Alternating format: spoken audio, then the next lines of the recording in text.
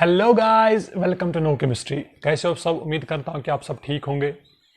तो जैसा कि हम आज डिस्कस करने जाएंगे, that is most important unit जो क्लास 12th का जो केमिस्ट्री में पहला यूनिट है, सॉलिड स्टेट। बहुत ही इंपॉर्टेंट यूनिट है, बहुत बेसिक यूनिट है। ठीक है, हम इस चैप्टर को काफी डिटेल में समझने की कोशिश करते हैं।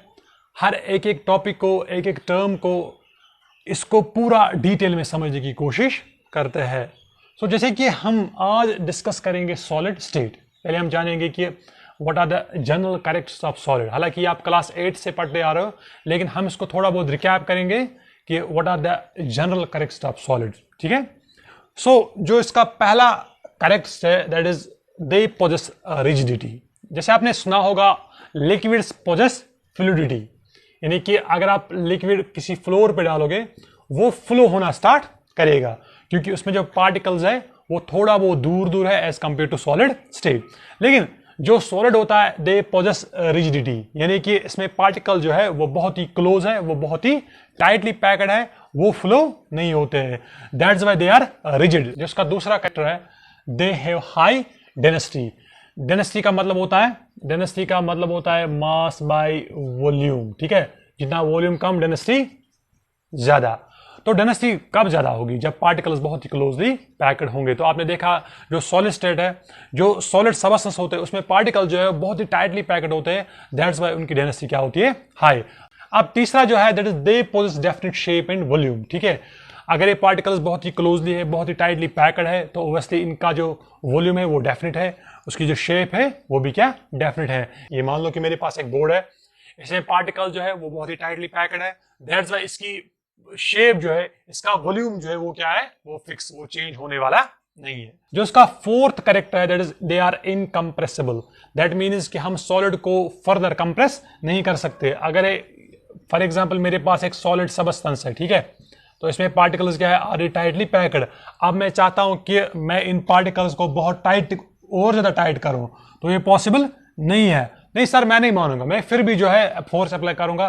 तो करो, कोई बात नहीं। लेकिन जो आप इस बोर्ड को, ये जो बोर्ड जो है, ये है सॉलिड स्टेट में, ठीक है, अगर इसको आप फर्दर कंप्रेस करने की कोशिश करोगे तो ये कंप्रेस नहीं होगा, लेकिन ये बोर्ड टूट जाएगा, इसके पार्टिकल बिखर जाएंगे, इसके पार्टिकल स्कैटर हो जाएंगे, लेकिन ये फर्दर कंप्रेस नहीं होता है, क्योंकि इसके पार्टिकल ऑलरेडी टाइटली पैक्ड होते हैं। सो this was the general characteristics of solid. अब मैं इसमें इंटरेस्ट नहीं हूं। मैं किसमें इंटरेस्ट हूं? मैं इंटरेस्ट हूं क्लासिफिकेशन ऑफ सॉलिड, क्योंकि ये तो आप पढ़ते आ रहे हो फ्रॉम द 8th क्लास। अब हम डिस्कस करेंगे what is classification of solid state. Classification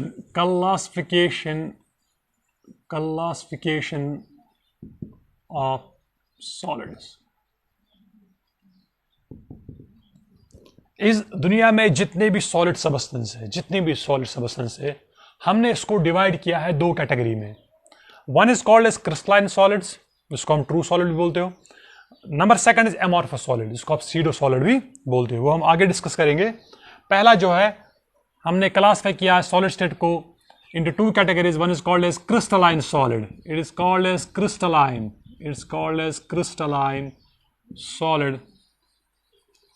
solid. Number second is that is amorphous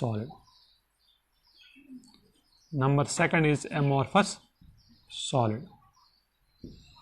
अब जो क्रिस्टलाइन सॉलिड है, इसकी एग्जांपल क्या है? इसकी एग्जांपल है मेटल्स, नॉन मेटल्स और इसके कंपाउंड्स। चाहे मेटल कोई है या कोई नॉन मेटल है, और जो वो कंपाउंड्स बनाते हैं, तो वो सारे किस में आते हैं? Crystalline solid. वहीं जो हमारे पास एमॉर्फस होता है, इसमें आता है प्लास्टिक, ठीक है, इसमें आता है रबर, इसमें आते हैं शू लेस। पहले हम समझते हैं कि क्रिस्टलाइन सॉलिड का मतलब क्या होता है। ठीक है, हम इसको पूरा पहले इसका पोस्टमार्टम करते हैं, उसके बाद हम जो है एमॉर्फस सॉलिड में आते हैं। So let's start crystalline solids. So पहले हम बात करेंगे क्रिस्टलाइन सॉलिड्स। क्रिस्टलाइन सॉलिड्स, ठीक है। इसमें जो पहला पॉइंट हम मेंशन करेंगे, that is arrangement of particles.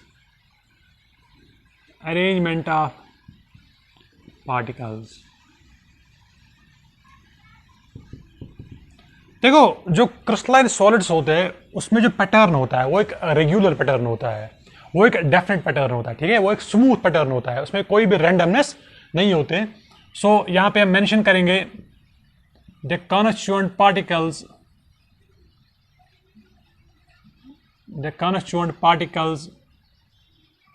देखो ये हम लिखते हैं ना कॉन्स्टिट्यूएंट पार्टिकल, ये एटम भी हो सकता है, ये मॉलिक्यूल भी हो सकता है, ये आयन भी हो सकता है। तो आप ब्रैकेट में अगर लिखोगे आप लिख सकते हो यहाँ पे it may be atoms, ion, it may be molecule. The constituent particles of crystalline solids have definite geometric pattern. ठीक है, जो कॉन्स्टिट्यूएंट पार्टिकल होते हैं किसके, क्रिस्टलाइन सॉलिड्स के, तो उनमें क्या होता है, they poses definite geometric pattern. ठीक है, इतना ही नहीं, अभी मैं बस अब लिखा रहा हूं, अभी आपको मैं समझा नहीं रहा हूं कि एक्चुअली मेरे कहने का मतलब क्या है।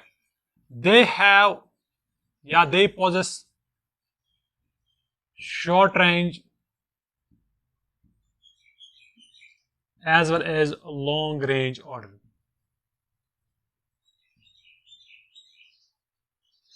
जो क्रिस्टलाइन सॉलिड में क्या होता है, they possess short range as well as long range order. अब इन दो पॉइंट्स को समझने के लिए हम एक एग्जांपल जो यहां पे डिस्कस करेंगे। ठीक है, ये मेरे पास एक सॉलिड सब्सटेंस है। ठीक है,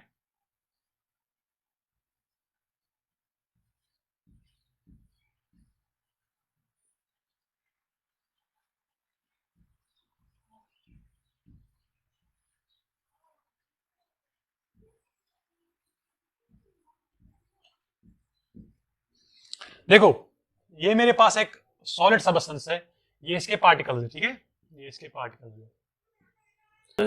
इस एरिया को मैं जूम करता हूं तो मान लो कि इसमें कितने पार्टिकल्स है, इसमें 5 पार्टिकल है। लेट सो इसमें भी कितने हैं, 5 पार्टिकल, इसमें भी कितने हैं, 5 पार्टिकल, इसमें भी कितने हैं, 5 पार्टिकल।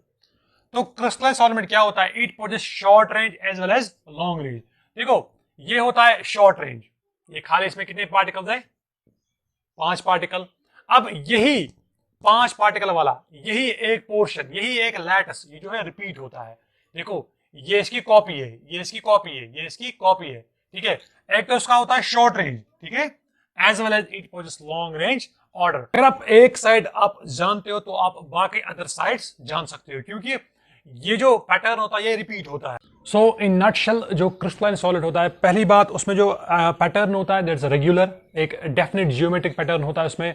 दूसरी बात they possess short range as well as long range, और यही शॉर्ट रेंज जो है ये रिपीट होता जा रहा है, रिपीट होता जा रहा है और एक लॉन्ग चेन बनाता है जिसको बोलते हैं लॉन्ग रेंज ऑर्डर। ठीक है, ये था पहला point, that is arrangement of particles. अब जो इसका दूसरा पॉइंट जो है that is melting point. Melting point, जो क्रिस्टलाइन सॉलिड का मेल्टिंग पॉइंट है वो क्या होता है।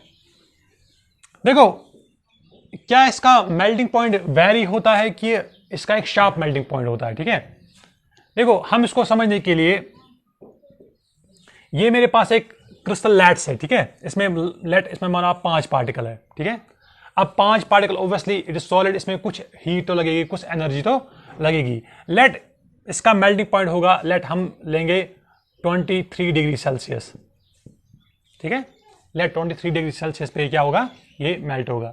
अब ऑब्वियसली ये तो एक्चुअली है इसकी कॉपी, ये तो इसका जेरोक्स है ना, तो इसमें भी कितने पार्टिकल है, 5 ही पार्टिकल, तो इसमें भी कितनी लगेगी 23 डिग्री सेल्सियस।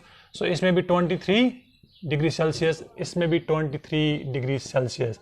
इसका मतलब ये है कि अगर आप 23 डिग्री सेल्सियस इसको दोगे, इस सबस्टेंस को दोगे, तो ये एक ही टेम्परेचर पे मेल्ट होगा। ठीक है, ये डिफरेंट, ये ग्रेजुअली मेल्ट नहीं होगा, ये एक ही टेम्परेचर पे मेल्ट होगा। दैट्स व्हाई क्रिस्टलाइन सॉलिड्स है शार्प मेल्टिंग पॉइंट, यानी कि दे पोजेस या they have sharp melting point, they have sharp melting point, sharp melting point. आपको खाली ये याद नहीं रखना है कि they have sharp melting point, अब क्यों है वो भी आपको जानना है, वो मैंने आपको बताया कि इसका मेल्टिंग पॉइंट क्यों होता है sharp. This was a point second. अब पॉइंट थर्ड है, आपने अगर सुना होगा आइसोट्रॉपी एंड एनआइसोट्रॉपी, बहुत इंपॉर्टेंट। हमारे पास एक्चुअली 2 टर्म्स है, one is called as isotropy and second is anisotropy. Isotropy हम डिस्कस करेंगे अमॉर्फस सॉलिड में, लेकिन in case of crystalline solids they have anisotropy, they have anisotropy. अब इसका मतलब क्या है?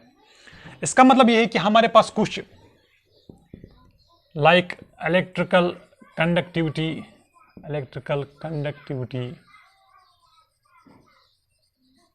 या थर्मल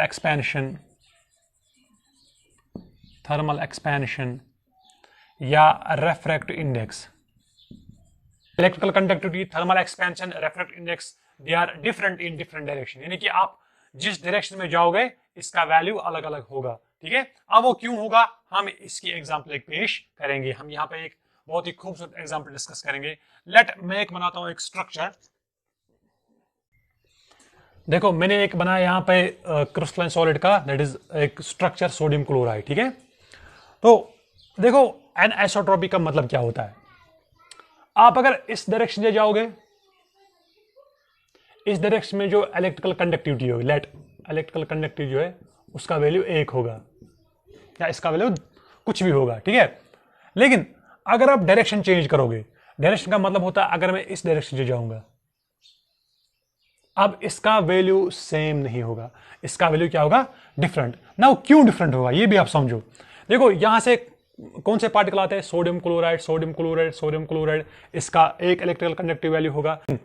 लेकिन जब आप इस डायरेक्शन से जा रहे हो, यहां पे किसके पार्टिकल आ रहे हैं? खाली सोडियम के पार्टिकल। तो इसका मतलब अब तो वो वैल्यू सेम, अब वैल्यू चेंज होगा। अब मैं और एक डायरेक्शन चेंज करता हूं, मैं जा रहा हूं इस डायरेक्शन से, तो यहां से कौन से पार्टिकल आते हैं? Chlorine, chlorine, chlorine, chlorine. इसका मतलब आप जिस डायरेक्शन से जाओगे, electrical conductivity, thermal expansion, refractive index या कोई और कंडीशन जो है वो क्या होगी?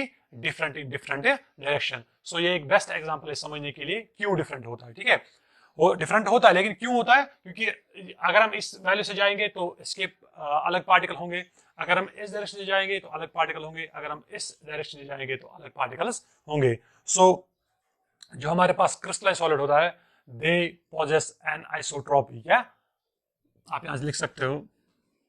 Crystalline solids possess an isotropy। ठीक है, point number 1 arrangement of particle, उसमें क्या अरेंजमेंट होता है वो भी हमने देखा। पॉइंट नंबर 2 मेल्टिंग पॉइंट, और पॉइंट नंबर 3 जो है एनाइसोट्रॉपी। अब उसके बाद और एक पॉइंट है, that is cleavage with knife. ठीक है, उसको हम रब करते हैं। नंबर 4 जो है that is cleavage, it's cleavage with knife.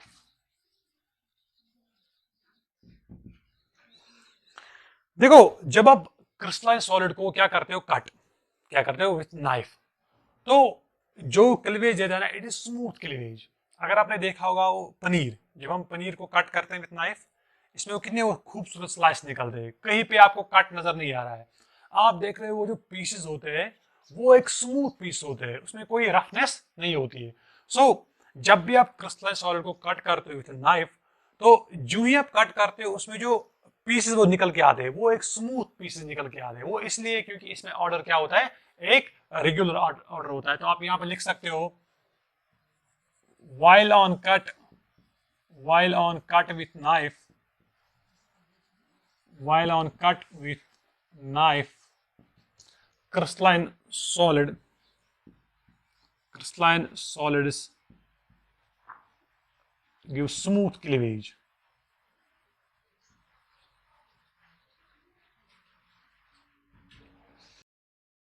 So this was all about the crystalline solid. अब हम डिस्कस करेंगे amorphous solid। ठीक है, so let's move to amorphous solids.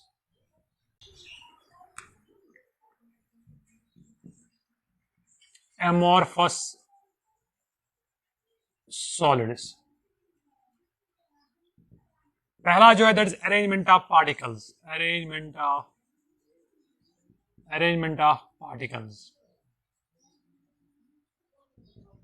देखो अगर हम बात करेंगे अमोर्फस सॉलिड की, इसमें जो पैटर्न होता है वो होता है इरेग्युलर। इसका मतलब होता है कि इसमें एक डेफिनेट पैटर्न बिल्कुल भी नहीं होता है। सो आप यहां पे लिख सकते हो the constituent particles, the constituent particles, it may be atom, it may be molecule, it may be the constituent particles are not in definite pattern or not in definite pattern, या इसको लिख सकते हो ब्रैकेट में irregular pattern, irregular pattern। इसमें कोई भी pattern molecule जो है वो रैंडमली जो है अरेंज होते हैं, उसमें कोई भी पैटर्न नहीं होता है। इससे क्या होता है कि it possess only short range order, it possess only short range order. अब इसको समझने के लिए हम एक फिर से एग्जांपल जो है यहाँ पे डिस्कस करेंगे, ठीक है। देखो इससे पहले जो हमने एग्जांपल डिस्कस की थी क्रिस्टलाइन सॉलिड में, दैट इज क्वार्ट्ज, ठीक है। तो अब हम डिस्कस करेंगे एमोर्फस सॉलिड में, इट इज क्वार्ट्ज ग्लास, ठीक है। तो हम डिस्कस करेंगे कि why amorphous solid possess only short range order. ये मेरे पास एक क्रिस्टल लैट्स है, ठीक है।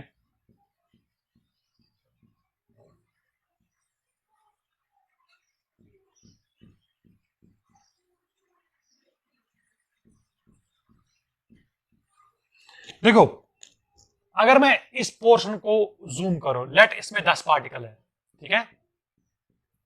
तो यहां तक तो बात ठीक है कि इट पोजेस शॉर्ट रेंज, लेकिन क्रिस्टलाइन सॉलिड में हमने देखा कि वही शॉर्ट रेंज ऑर्डर रिपीट होता है, इसका एक जेरोक्स बनता है, इसका एक कॉपी बनता है, ठीक है। लेकिन अगर आप इस पे बात करोगे, इसका दूसरा पोर्शन जो है इसमें खाली 5 पार्टिकल है, लेकिन यहाँ पे अब गड़बड़ हुई। यहाँ पे गड़बड़ क्या हुई, यहाँ पे गड़बड़ ये हुई कि अगर एक में 10 पार्टिकल है, दूसरे में क्या है 5 ही पार्टिकल, इसका मतलब ये वाला पोर्शन जो है वो रिपीट नहीं होता है। सो अगर इस पोर्शन में 10 पार्टिकल्स है, लेकिन इसमें खाली क्या है 5 पार्टिकल, इसका मतलब है कि ये एक वाला साइड जो है ये रिपीट नहीं होता है। That's why the amorphous solid possesses only what we can call a short range order। whereas हमने देखा क्रिस्टलाइन सॉलिड में जो है अगर वहां पे एक पोर्शन था, लेकिन वो पोर्शन रिपीट होता था, उसका क्या था short range as well as long range. लेकिन यहाँ तो खाली शॉर्ट रेंज, ये खाली रिपीट नहीं, ये रिपीट नहीं होता। अगर इसमें 5 पार्टिकल है, इसमें खाली 2 ही पार्टिकल लेट, लेकिन ये रिपीट नहीं होता। That's why it possess only, it मतलब amorphous solid possess what we can call a short range order। अब जो है दूसरा that is melting point, melting point.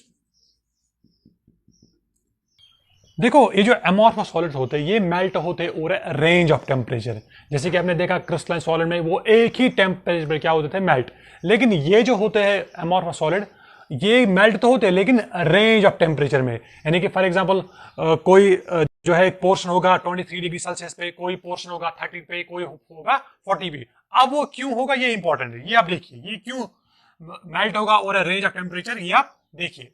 देखो अगर मैं इस पोर्शन को जूम करूं, इसमें खाली कितने पार्टिकल है 10 पार्टिकल। लेट 10 पार्टिकल में एनर्जी लगती है आपको 25 डिग्री सेल्सियस, ठीक है, मेरी बात याद रखिए आप।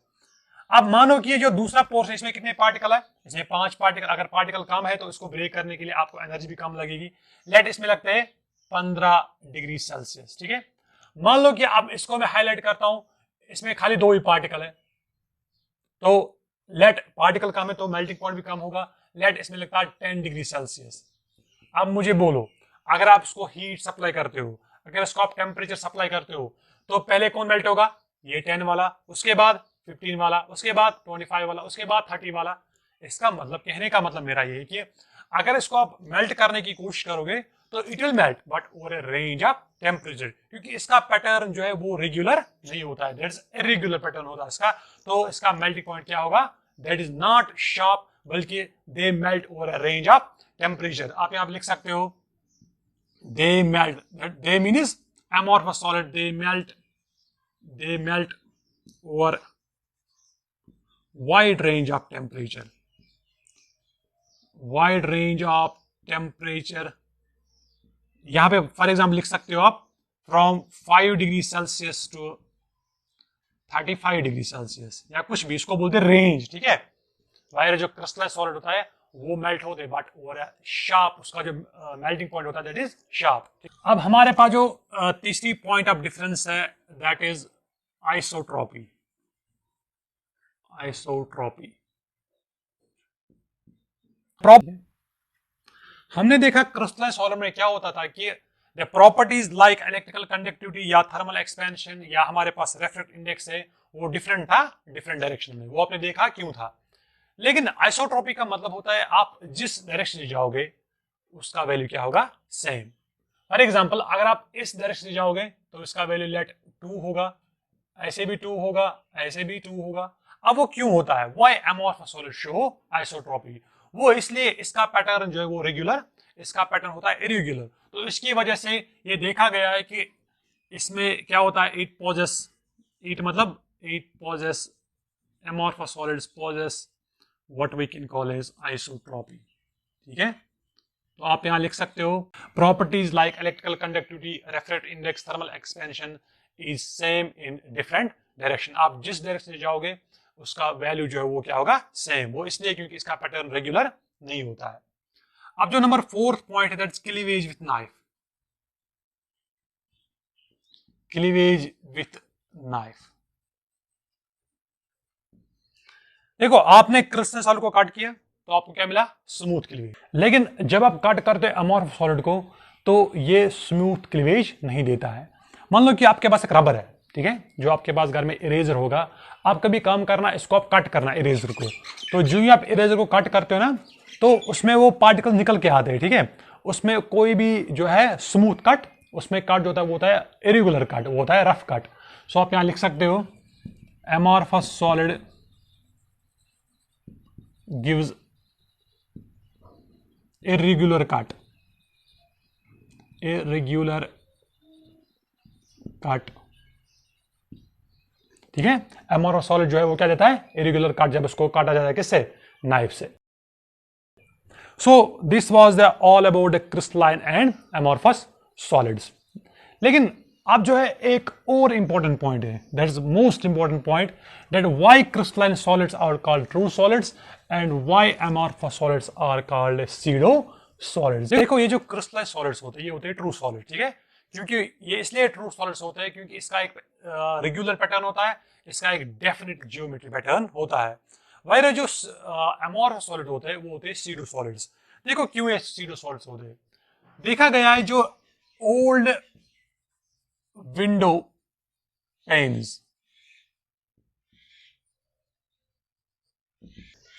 ये देखा गया है कि जो हमारे पास ओल्ड विंडो पेन्स थे तो उनमें क्या होता था, ये मानो मैं एक विंडो पेन यहां पे ड्रॉ कर रहा हूं, तो यहां देखा गया था कि यहां पे ये जो यहां पे विंडो पेन लगी थी यहां पे थिक था, it was in the thick, but अपर ये टॉप पोर्शन पे था क्या, थिन।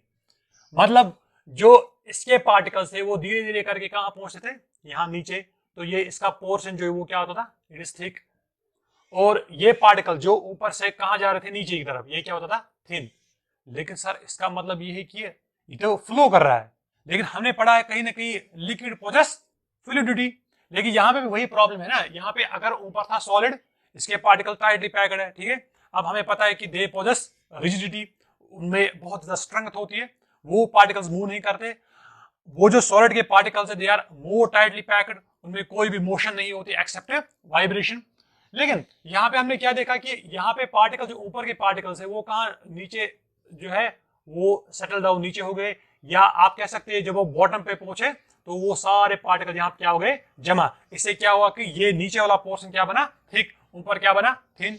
सर अब तो मसला है, अब तो इन पार्टिकल ने फ्लो किया, लेकिन वो किसकी प्रॉपर्टी है, वो प्रॉपर्टी है लिक्विड की, that is liquid possess fluidity. लेकिन ये भी क्या करता है, possess fluidity, that is why it is known as pseudo solid.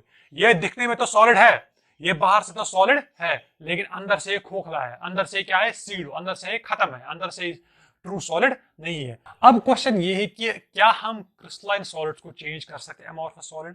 तो इसका आंसर जो है वो मुझे आप कमेंट बॉक्स में बता दीजिएगा। जो इसका आंसर करेगा उसको मेरी तरफ से एक गिफ्ट हैम्पर मिलेगा, लेकिन आंसर जो है विद एक्सप्लेनेशन होना चाहिए, क्यों और कैसे कैसे हम चेंज कर सकते हैं एक क्रिस्टलाइन सॉलिड को अमॉर्फस में। ठीक है, आज के लिए इतना ही, मिलते हैं नेक्स्ट लेक्चर में।